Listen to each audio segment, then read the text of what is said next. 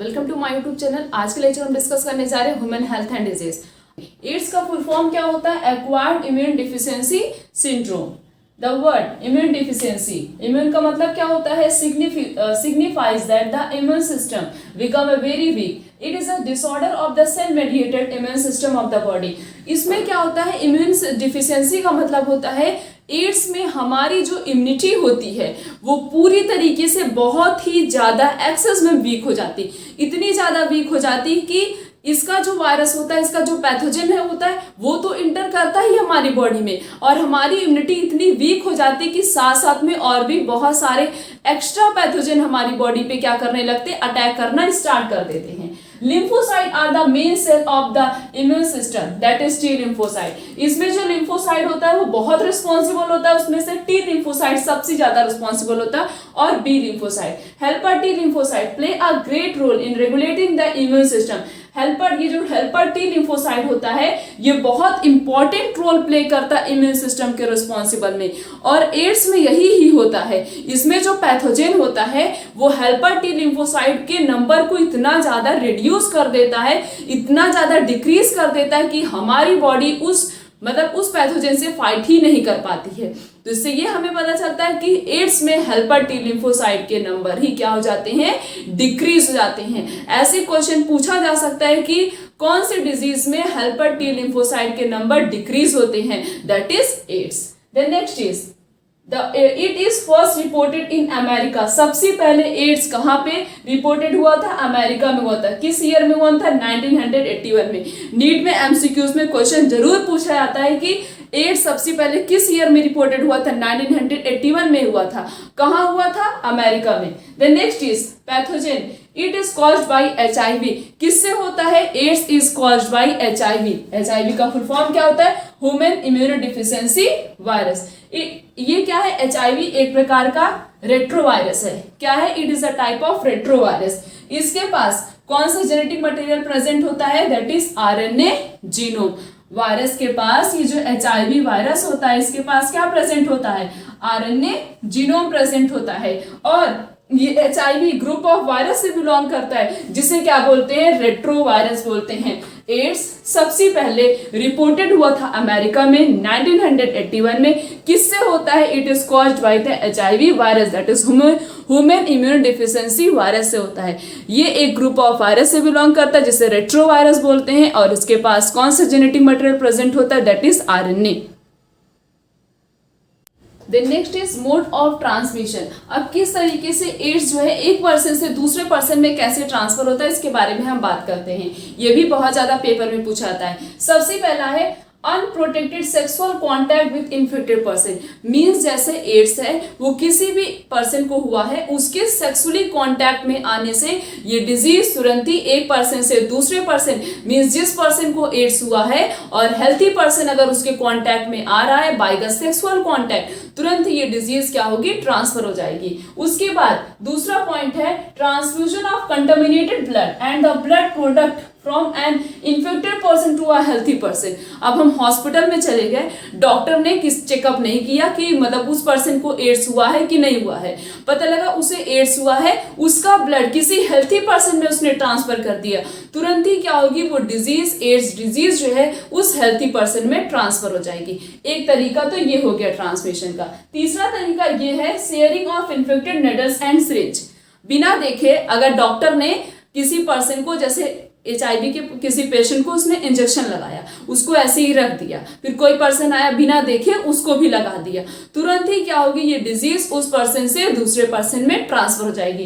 तीसरा तरीका तो ये हो गया। फिर चौथा है from infected mother to their foetus through a placenta. अगर किसी इन्फेक्टेड मदर, मीन्स कोई भी लेडी है वो प्रेग्नेंट है, उस समय उसे अगर HIV हुआ है, तब वो तुरंत ही वो डिजीज क्या होगी? HIV जो है वो तुरंत उसके फीटस में ट्रांसफर हो जाएगी, वो डिजीज उसके बच्चे की हो जाएगी। तो ये 4 तरीके होते हैं जिससे डिजीज क्या होती है? एड्स जो है एक पर्सन से दूसरे पर्सन में ट्रांसफर होता है। सबसे पहला सेक्सुअल कांटेक्ट में आने से, दूसरा है ब्लड ट्रांसफ्यूजन से, और तीसरा होता है निडल्स या सिरिंज को शेयर करने से, और चौथा है प्लेसेंटा से। अगर किसी भी इन्फेक्टेड मदर को हुआ है तो प्लेसेंटा उसके फीटस को भी हो सकता है। उसके बाद है HIV does not spread by a mere touch or physical contact, it spread only through a body fluid. बहुत ही इंपॉर्टेंट पॉइंट और बहुत ही बेसिक पॉइंट क्या है, ये जो एड्स होता है, ये जैसे कोई किसी भी पर्सन को एड्स हुआ, अगर हम उसके साथ रह रहे हैं या उसके कांटेक्ट में आ रहे हैं, तब ये डिजीज बिल्कुल ही नहीं ट्रांसफर होगी जब तक उस पर्सन का कोई भी फ्लूइड मटेरियल हमारी बॉडी में इंटर नहीं करेगा, तब तक ये डिजीज ट्रांसफर नहीं होती। मींस टच करने से या फिजिकल कांटेक्ट में आने से या उसके साथ रहने से एड्स कभी भी ट्रांसफर नहीं होता है जब तक उस पर्सन का कोई भी फ्लूइड मटेरियल, कोई भी लिक्विड पार्ट, जैसे उसने किसी ग्लास से वाटर पिया तो उसका क्या होगा, स्लाइवा उस ग्लास में लग जाएगा। हमने भी उसी ग्लास से पानी पी लिया, तब उसमें स्लाइवा उसका उस ग्लास पे लगा था ना, तुरंत ही वो डिजीज हमारे ट्रांसफर हो सकती। मींस जब तक उस पर्सन का कोई भी फ्लूइड मटेरियल हमारी बॉडी में इंटर नहीं करेगा, तब तक एड्स डिजीज ट्रांसफर नहीं होती है। फिजिकल कांटेक्ट में या मियर टच करने से, मींस उसको टच करने से या उसके साथ रहने से ये डिजीज कभी भी ट्रांसफर नहीं होती है। उसके बाद there is a time lag between 5 to 10 year between the infection and the appearance of the symptoms. सबसे पहली बात तो ये है, एड्स जब डिजीज होती है तो इसके सिम्टम्स अपीयर होने में बहुत समय लग जाता है। जब तक समय लगता है तब तक इसका जो पैथोजन होता है, मीन्स जो HIV होता है, वो हमारी बॉडी को बहुत ज़्यादा डैमेज कर देता है। तो इसके सिम्टम्स और अपीयरेंसेस होने में बहुत ज़्यादा समय लग जाता है, और जिसकी वजह से हमारी बॉडी और भी बहुत सारे पैथोजन से क्या हो जाती, इन्फेक्टेड हो जाती है। The next is life cycle of HIV. AIDS is caused by HIV. AIDS किससे होता है, HIV वायरस से होता है। अब ये लाइफ साइकिल कैसे चलती है, after getting entering into the body, human body, the HIV virus attack the enter the helper T macrophage. Inside the macrophage, the RNA of the virus replicate within the help of the reverse transcriptase and give rise to the viral DNA. इसमें क्या होता है, HIV ads किससे होता है, HIV से होता है। सबसे पहले ये जो HIV वायरस है, मींस ये जो उसका पैथोजन है, सबसे पहले HIV वायरस अटैक किस पे करता है, इंटर किस पे करता है, हमारे मैक्रोफेज पे।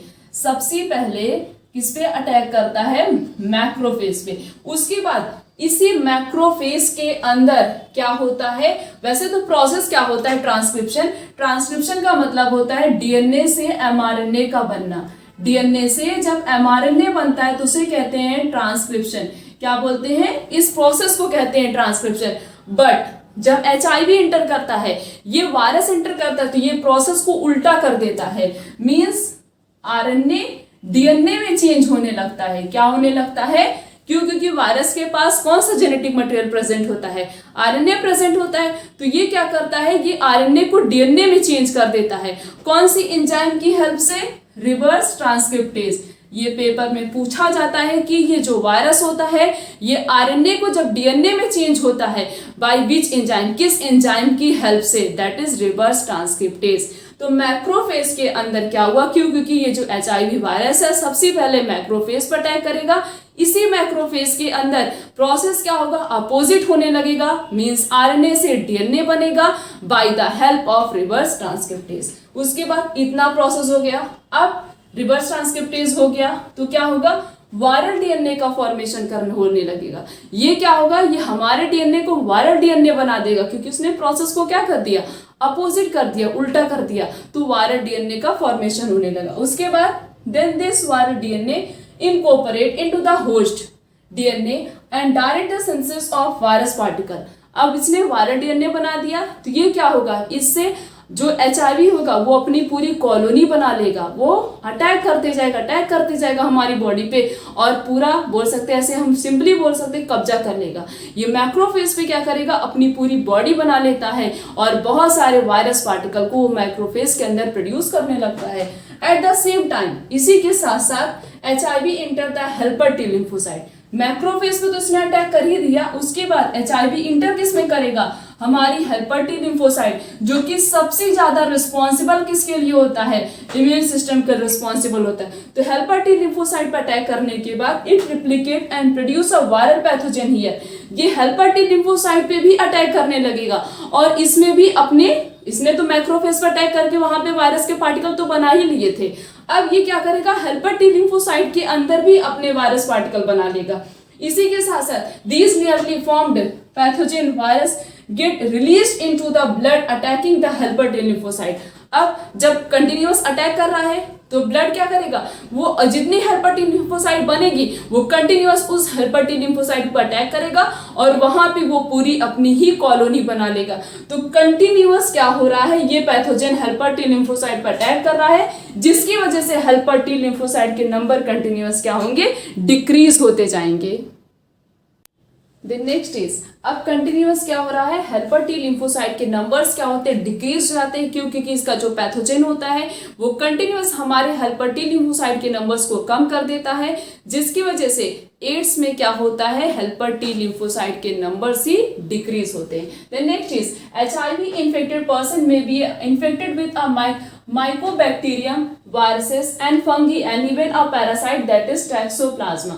अब HIV का पैथोजन तो इंटर कर ही रहा हमारी बॉडी में, साथ साथ में जब हमारी बॉडी फाइट नहीं कर पाती उस पैथोजन से, तो इसके अलावा भी और भी बहुत सारे पैथोजन, अलग अलग वायरसेस, फंगी, पैरासाइट्स हमारी और बैक्टीरिया हमारी बॉडी को क्या करते हैं, पूरी तरीके से डैमेज कर देते हैं, जिसकी वजह से कोई भी अब उस HIV इन्फेक्शन से फाइट नहीं कर पाता, उस पैथोजन से वो फाइट नहीं कर पाता। उसके बाद अब इसका डायग्नोसिस टेस्ट क्या होता है, एलाइसा टेस्ट होता है। इसका फुल फॉर्म क्या है, एंजाइम लिंक्ड इम्यूनोसॉर्बेट एस्से। ट्रीटमेंट क्या है इसका, कोई भी मेडिसिन या कोई भी वैक्सीन इसके लिए अवेलेबल नहीं है। एक यूज किया जाता है एंटी रेट्रोवायरल ड्रग का यूज किया जाता है। ये सिर्फ और सिर्फ कुछ दिन के लिए लाइफ स्पैन को क्या कर देता है, इंक्रीज कर देता है, बाकी एड्स को पूरी तरीके से प्रिवेंट नहीं करता है।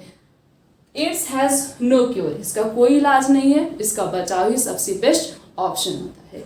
ये स्लोगन बोला जाता है, पेपर में पूछा जाता है कि ये स्लोगन किस डिजीज में बोला गया था, क्या है, AIDS has no cure, prevention is the best option. अब प्रिवेंशन किस तरीके से हम एड्स से बच सकते हैं, educate the person about the AIDS, हर पर्सन को एजुकेट करना चाहिए कि डिजीज कैसे ट्रांसफर होती है या उससे हम प्रिवेंट कैसे रह सकते हैं, और हमें यूज करना चाहिए सेफ ब्लड को फॉर द ट्रांसफ्यूजन। अगर हम ब्लड किसी को दे रहे हैं या किसी से ले रहे हैं तो वो सब प्रॉपरली देख के ही लेना चाहिए। उसके बाद use of the disposable needle, नई सिरिंज या नई निडल का यूज करना चाहिए। ये सब है किसके, प्रिवेंशन किसके, एड्स के। अगर हम इन सब प्रोटोकॉल को फॉलो करेंगे तो एड्स डिजीज से हम बात करेंगे कैंसर के बारे में। It is an abnormal and uncontrolled multiplication of the cell resulting in the formation of the tumor। इसमें क्या होता है, इसमें जो नॉर्मल सेल होती है उसमें अबनॉर्मल सेल डिवीजन होता है। मीन्स वो सेल जो होती है वो कंटिन्यूअस डिवाइड करती है और बहुत सारी मतलब डिवाइड करने के बाद वो masses of cells means group of cell का फॉर्मेशन कर लेती है, जिसे क्या बोलते हैं, जिसे बोलते हैं ट्यूमर। अनकंट्रोल मल्टीप्लीकेशन जो है डिवीजन होता है, जिसकी वजह से फॉर्मेशन होता है किसका, ट्यूमर का। ट्यूमर क्या होता है, मासेस ऑफ सेल, जब बहुत सारी सेल आपस में एक साथ मिल जाती हैं उसे कहते हैं tumour. The next is cancerous cell loss the property of contact inhibition. जो कैंसरियस सेल होती है, जो कैंसर की सेल होती है, वो कॉन्टैक्ट इनहिबिशन की प्रॉपर्टी को लॉस्ट कर देती है, जिसकी वजह से वो अनकंट्रोल्ड डिवीजन शो करती है। The next is they just continue to divide, giving rise to a masses of cell called the tumor। वो कॉन्टैक्ट इनहिबिशन की प्रॉपर्टी को लॉस कर चुकी है, जिसकी वजह से वो कंटिन्यूअस डिवाइड करती है और कंटिन्यूअस डिवाइड करने के बाद वो मासेस ऑफ सेल का फॉर्मेशन करती है, उसे क्या बोलते हैं, मासेस ऑफ सेल को बोला जाता है tumour. Tumour are two type, tumour दो प्रकार के होते हैं। कौन कौन सा, एक होता है बिनाइन ट्यूमर, दूसरा होता है मैलिग्नेंट ट्यूमर। एक क्या होता है बिनाइन ट्यूमर, दूसरा होता है मैलिग्नेंट ट्यूमर। बिनाइन ट्यूमर क्या होता है, they remain confined to the place of its origin, hence they cause the little damage. ये जैसे बिनाइन ट्यूमर कहीं एक लोकेशन पे हुआ, यहाँ पे हुआ, तो ये यहीं पे अपनी ही लोकेशन पे ही प्रेजेंट होगा, वो आसपास के जो सेल्स प्रेजेंट होंगी उनको वो डैमेज नहीं करता। देखो ये remain confined to their place, वो अपनी ही प्लेस पे क्या है, फिक्स्ड है, वो अपनी प्लेस पे फिक्स होता है और वहीं पे ओरिजिन भी उसकी होती है, वहीं पे फिक्स होता है, और ये जो होता है ये क्या करता है, लिटिल डैमेज कॉज करता है। Then next is malignant tumour. क्या होता है, they are the masses of cell, neoplastic or the tumour cell and these cells grow very proliferating and to a rapidly and damage the surrounding tissue. ये जो malignant tumour होता है ये क्या करता है, ये नियोप्लास्टिक मीन्स ट्यूमर सेल का फॉर्मेशन कर देता है, इतना ज्यादा डिवाइड करता है कि जिसकी वजह से ये मासेस ऑफ सेल के फॉर्मेशन हो जाता है, मासेस ऑफ सेल बन जाती है, जिसे क्या बोला जाता है, जिसे बोला जाता है ट्यूमर। और ये बहुत ही फास्ट ग्रोथ करता है, साथ साथ में जैसे यहाँ पे हुआ है कैंसर, तो आसपास की जो सेल होगी वो उसको भी डैमेज कर देता है, उसे क्या बोला जाता है, उसे कहते हैं मैलिग्नेंट ट्यूमर। तो बिनाइन ट्यूमर और मैलिग्नेंट ट्यूमर के बीच में क्या डिफरेंस है, बिनाइन ट्यूमर अपने ही पोजीशन पे रहता है, जहां से उसकी ओरिजिन होती है वहीं पे रहता है, आसपास की सेल को वो कोई भी डैमेज नहीं करता और बहुत ही लिटिल डैमेज कॉज करता है। Then next is malignant tumour. Malignant tumour tumour cell का फॉर्मेशन करता है, मासेस ऑफ सेल का फॉर्मेशन कर देता है और ये रैपिडली डिवाइड होता है, साथ साथ में आसपास की जो टिश्यू प्रेजेंट होती हैं वो उसको भी क्या कर देता है, डैमेज कर देता है। Then next is metastasis. It is the pathological process of spreading cancerous cell to the different part of the body. Metastasis का मतलब होता है ये ऐसी प्रॉपर्टी होती है जिससे जो कैंसरियस सेल्स होती है, मीन्स जो कैंसर की सेल होती है, जो आसपास की नॉर्मल टिश्यू होती है वो उसको भी क्या कर देती है, कैंसरियस बना देती है। आसपास की जो नॉर्मल सेल होती है कैंसरियस सेल, उसे क्या कर देती, वो उसको भी कैंसरियस सेल बना देती है, उसी को क्या बोलते हैं, उसी प्रॉपर्टी को बोलते हैं metastasis. Then next is causes of cancer. अब कैंसर हमने पढ़ लिया, कैंसर क्या होता, अब कैंसर होता कैसे है। The agent which cause cancer is called carcinogen. ऐसा एजेंट जो कैंसर कॉज करता है, मतलब जिसके द्वारा कैंसर होता है, उसे क्या बोलते हैं, उसे कहते हैं carcinogen. The normal cell are transform into cancerous neoplastic cell by physical, chemical and biological agent. जो नॉर्मल सेल होती है वो चेंज हो जाती है कैंसरियस सेल में by the help of physical, chemical and biological agent. इन तीन एजेंट की हेल्प से जो नॉर्मल सेल होती है वो किस में चेंज हो जाती है, normal cell will change into cancerous cell by the help of physical, chemical और बायोलॉजिकल एजेंट। इन तीन की मदद से जो नॉर्मल सेल होती है वो कैंसरियस सेल में चेंज हो जाती है। सबसे पहले हम देखते हैं कि ये फिजिकल एजेंट में क्या क्या आता है। जैसे आयोनाइजिंग रेडिएशन आता है और non ionising radiation. Physical agent में दो आते हैं, क्या क्या, आयोनाइजिंग रेडिएशन है, non ionising radiation. Ionising radiation में क्या आता है, एक्सरे, क्या आता है, एक्सरे और गामा रे। आयोनाइजिंग रेडिएशन में एक्सरे आता है और क्या आता है, गामा रे आता है। नॉन आयोनाइजिंग रेडिएशन में क्या आता है, UV ray, that is ultraviolet radiation. Physical agent में दो आते, कौन कौन से, ionising and non ionising. Ionising में क्या क्या आता है, एक्सरे और गामा रे। नॉन आयोनाइजिंग में क्या आता है, अल्ट्रावायलेट रेडिएशन। इन सब से भी, X ray, gamma ray, ultraviolet radiation, इन सब से भी क्या होता है, कैंसर होता है। तो ये भी क्या है, एक प्रकार के कॉजेज ऑफ कैंसर हैं। तो फिजिकल एजेंट में क्या आता है, ionising radiation, non ionising radiation. Ionising radiation में क्या आएगा, X-ray, gamma ray. Non ionising radiation में क्या क्या आएगा, अल्ट्रावायलेट रेडिएशन। उसके बाद है केमिकल एजेंट में क्या आता है, tobacco smoke, that is major cause of lung cancer. जो टोबैको की स्मोकिंग, जो लोग टोबैको स्मोक करते हैं, ज्यादातर टोबैको की स्मोकिंग करने से कौन सा कैंसर होता है, हमारे लंग में कैंसर होता है। कैफीन, निकोटीन, ये सब क्या है, केमिकल है, इन सब की वजह से भी कैंसर होता है। Then next is biological agent में क्या आएगा, ऑन्कोजेनिक वायरसेस। बायोलॉजिकल एजेंट में क्या आएगा, ऑन्कोजेनिक वायरसेस और सेलुलर ऑन्कोजेंस। क्या क्या आएगा, ऑन्कोजेनिक वायरसेस और एक क्या आएगा, सेलुलर ऑन्कोजेन। ये किस में आता है, बायोलॉजिकल एजेंट में। तो तीन एजेंट होते हैं जिसकी वजह से कैंसर होता है। कौन कौन सा, फिजिकल होता है, केमिकल होता है और बायोलॉजिकल होता है। फिजिकल में आयोनाइजिंग, नॉन आयोनाइजिंग आएगा और केमिकल में जैसे टोबैको की स्मोकिंग में जो कैंसर, वो उसमें जो प्रेजेंट होता है केमिकल। और नेक्स्ट है बायोलॉजिकल एजेंट। बायोलॉजिकल एजेंट में क्या क्या आता है, ऑन्कोजेनिक वायरसेस और सेलुलर ऑन्कोजेंस।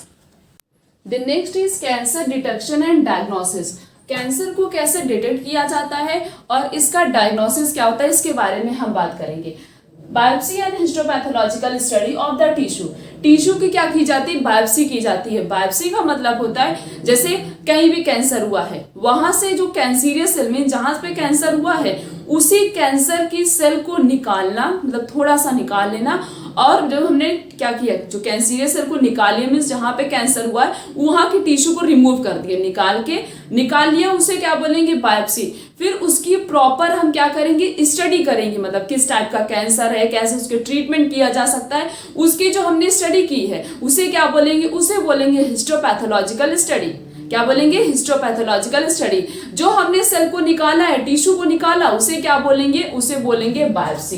ठीक है, उसके बाद है in this a thin piece of suspended tissue is stained and examined. यही टिश्यू का छोटा सा पीस हम निकालते हैं, उसको माइक्रोस्कोप में प्रॉपरली स्टडी करते हैं। निकाला टिश्यू को, उसे बोलेंगे बायोप्सी। स्टडी कर रहे हैं उसे हम बोलेंगे हिस्टोपैथोलॉजिकल स्टडी।